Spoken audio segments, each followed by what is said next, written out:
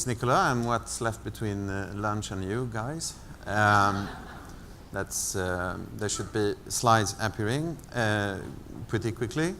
As you probably noticed, I'm French, and I'm going to talk about the Swedish company I work for. So French moving to Sweden. Can you believe this? I'm going to shift gears compared to the previous presentations and more in line with the panel. The SEB is one of the largest Nordic banks, working both in the Baltics and in the Nordic countries, focused on large corporates. And we decided 2 years ago to change our vision to be the world-class service company and not a bank anymore, because banking has some challenges, as you probably heard. So the clicker does not work. There you go. So SEB, as I said, was founded about 150 years ago, and looks at the time, 150 years ago, entrepreneurs.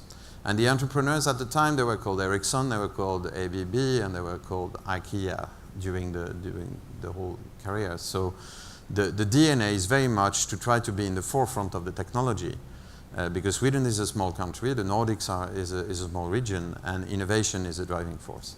So when you combine the DNA of SEB trying to be innovative in helping our clients and technology savvy, we decided to go for Amelia very early. So we started more than a year ago. As many of the other clients on the panel said, the first goal, the first thinking was to jump over one generation of outsourcing. The same thing that we believed, okay, let's see how it can be an efficiency tool that will go from the Baltic services that we had to not India, but to machine labor. But very quickly we changed our mind a little bit, because the business case about efficiency was not the main interest. Scalability and the fact that we as a mid-sized bank could actually have a customer service that we could roll out in a country in a matter of months, rather than having to build up a whole organization and training people. But having a customer rep became more of the end goal. So scalability and the availability to 24/7 was the key. Next slide, please. And what we did is pretty classical. It mirrors a little bit what the others have done. We started with an internal service desk to try out and to educate ourselves. So the IT service desk. And within 6 months, we have now, since a couple of months ago, she is actually helping the regular service desk, especially on Monday morning after people have forgotten the password after some heavy drinking in Sweden. She can handle a slight peak in the demand of the. But this was the first installment in order to try how will our customers behave when confronted with this new channel, which it has become to be. It appears to be. So in September we decided to launch in December, which happened, a Swedish-speaking Amelia facing our banking customers, our retail banking customers. We didn't make a big drum roll about it, because we wanted to be kind of silent launch. We, however, since then have 300 steady stream of 300 customers per day who get their problem solved. And she has a kind of a broad spectrum of easy tasks, like, for example, booking a meeting, locating the nearest service, opening an account, providing something that's called a mobile bank ID, which is the way we identify our customers in Sweden. So that's a little bit the backdrop. I'm sorry to have bored you a little bit, because I'm going to come to the heart of the matter. This is how it looks like. If you want to try her, you can. You go to seb.ac. Then you could spend a couple of months learning Swedish because she talks Swedish, and you're all set. She actually learned Swedish in 3 months, so you should be able to do so. Where's Lauren? Okay. So this is how you get in. Next slide, please. And this is an example of the chat window. So a regular classic chat window. Why did we use chat? Because the voice interaction. I want to transfer 1 million to my banking account in the tube is not really something you do in banking. Chat is more discreet when you're in the tube doing that. So that's also something that we learned, that the fancy avatar type of interaction for this type of application was not appropriate. But the chat was kind of successful, which brings me to the next slide, where we come to surprises.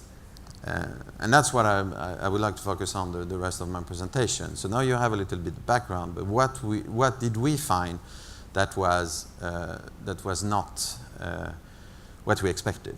When we started, we expected employee resistance. As Tom from UBS mentioned earlier, people were supposed to be afraid of getting rid of their job. What happened was actually the contrary. The team on the customer service and the team on the internal service desk that are the most motivated to develop and are the best internal salesmen of Amelia are the ones who actually answer the calls. Why? Because it takes away the boring Monday morning hangover tasks that they are used to do. And for the customer service people, for example, it means that they have more time to actually have meaningful relationship and dialogue with the clients. So that was a big surprise. We were expecting, we were really ready for a fight with the unions. And for those of you who don't know labor law in Sweden, unions are extremely powerful and not especially Shaitan-like in their vision of how society is going to be. We expected, on the other hand, that, having an Amelia brain in English translated into Swedish, as Swedish is a Germanic language, it's not really different, that would be a piece of cake. That's what we thought. That was not what happened. What we realized was that for each language, there is one brain and there is one way of thinking. So we spend a lot of time, the comprehension in Swedish, and again, I'm French, so I have some problem myself. That takes a longer time to train the language than it takes to train the actual tasks. That was another learning process. On the other hand, we thought that learning the banking process would take a long time because it looks very nice when you have to download the wiki, but when you have to trust that Amelia is going to give the right answer to the customer whatever happens, we thought this is going to be tricky because you always have a yes, but you should answer that way. And then if that happened, then you don't follow what's in the manual, you do something else. But that went amazingly quickly. We had the launch date, I think Pablo is in the audience if I remember, on the 12th of December. And when we did the first tests, we were, oh my God, this is not going to work, because there was a lot of misrepresented answers and no, I don't know what you mean, when it was a really clear answer, but also entirely wrong things that could really damage our customers. The 15th of December, I think, when we launched, 19th, thank you, everything was fixed. So that was something that blew a little bit our mind. The capacity of when you have the basic comprehension in the language, the capacity to actually fix that and to learn on the road was amazing and is still amazing. So this is a new kind for us. I mean, working a little bit with IT, it's not an IT project when you do a release and then you wait 3 months. It's something that you can fix on the road, which means that you're much more flexible in your approach. which is why we continued doing that for a while. And then sorry, back one. And then finally, the last one is that we thought first, as we listened to the nice presentations from the Microsoft people, Amelia is going to be a digital employee. But what we found was more that Aida became a channel. It became a new way of interacting with the customer. Which brings me to the next slide, because that's maybe one of the most important learnings, and there are a couple of them. It's a new type of customer interaction. This is a very, slow beginning. It's not a huge volume, but we have more than 20,000 interactions, so we have some statistics behind that. The customer seems pleased to interact with SEB via chat. That's something that we didn't expect. People are usually slow typers like Ergun. So we thought that we would have, the type of millennials going into that, and that's it. But no, it's an easy way. It's not as time-consuming than getting the bank on the phone. On the other hand, and that's one of the most interesting and surprising ones, we have entirely new customer behaviors. On the bad hand, we have people who hate robots. They are there, Chetan. They exist, and they behave quite aggressively towards something that they know is a machine. They wouldn't act as aggressively if confronted to Lauren, because Lauren, it's her first day at SEB. She's new, she's learning. I will be nice to her. But when we look at how people behave with Amelia, Aida as we call her, they test. They want to try a failure. One of the first tweets we got was, "Oh, it's so easy to break SEB's new Aida.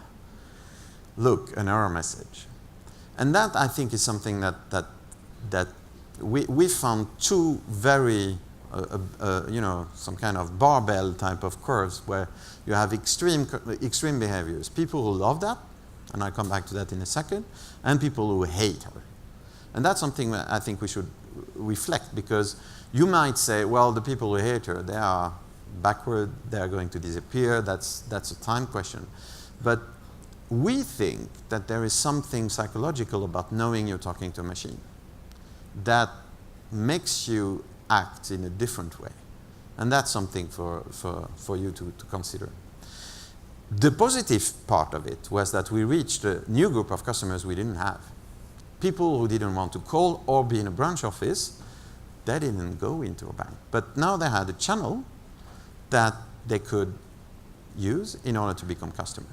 And that was one of the big, positive things that we discovered. So finally, I will go to the next slide. What we are doing now is we're going into the more advanced banking processes. This is more difficult because Aida, as we call her, is going to be the face of SEB towards the customer for doing banking work, so manipulating your money. So this is very sensitive. We are going to explore new areas, both internally and externally, but the most important thing is the learning side. It's learning so that Amelia can learn, but it's also that the organization can learn how to use this channel and how to behave with that, because we have not seen anything yet. And on that note,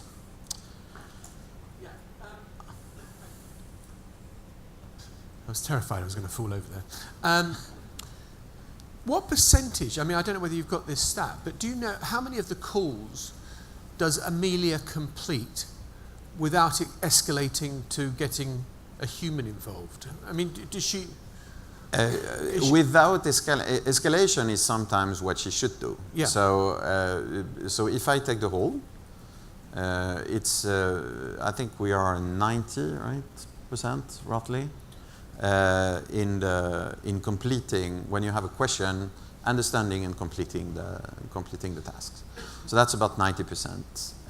Of that, I think that maybe 30%, something like that, is escalation to human, but we have asked her to do so because it's something where we want to have a human interaction. We were talking about that in the beginning. It's not a question of eliminating the human element. It's putting it there when it's needed. So we don't measure it as a goal to actually getting away from the human element. Sometimes it's a good thing. So in the chat we have you chat with Amelia, and then she said, well, if you want, you can chat with one of my colleagues, and then the colleague comes online directly in the chat. So and the colleague will have had the history of the conversation up until that point, so they know when they're stepping in. And it's even so that when it's a specific question regarding mortgage, for example, she will patch you on the chat with a colleague that has the mortgage specialization, for example. A number of people who've spoken said, conversation. I mean, and we heard that in the presentation that Chetan did, that people don't talk in, formal sentences, can you give me a new password? How good is she understanding kind of the nuance of language? I mean, I lived in France for 4 years, and I was very good at speaking in black and white, and I was very bad at speaking in shades of grey. And most people, to really make progress in a language, speak in shades of grey. In Swedish, it was a little bit their history. She has gotten a lot better now, but in the beginning it was like that. The first installments were really much about the nuances and the little words that are not that are ambiguous were a little bit difficult. So the fact that it's a new language, I think, made it more difficult, because you have to build a new brain. That's at least our experience, is that you think differently when you think in a different language a little bit. And the other thing I thought was fascinating about your presentation was you said that the workforce have welcomed it, the unions have been, generally speaking, quite accommodating. Yeah. You finished your presentation with kind of the next steps. Yeah. And if you start getting really ambitious about what she can do next, do you think your staff are going to remain as accommodating and the unions are going to remain as benign about it? Yes, I think that the fact that everybody knows that the banking industry will reduce that we will reduce the number of people. So that's how you do that. So Tom, I think, with the mobility, the UBS strategy, I think is spot on. It's a question of how, but it's difficult for the union or for the people when you say, okay, we're going to remove tasks that are repetitive and that you think is boring, to say no, we won't do it. We won't do it. So I think we will have challenges when the business case will be, coming in. But it's not the fact that it's Amelia. It's going to happen in the industry anyway.